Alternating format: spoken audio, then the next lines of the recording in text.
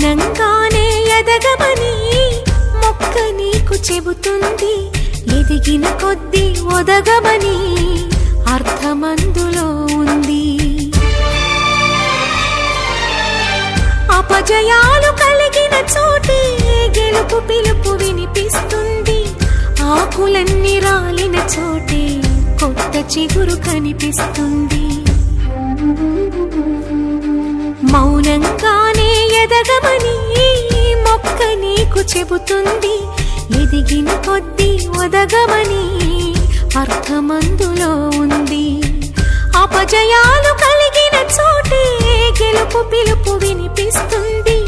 ఆకులన్నీ రాలిన చోటే కొత్త చిగురు కనిపిస్తుంది.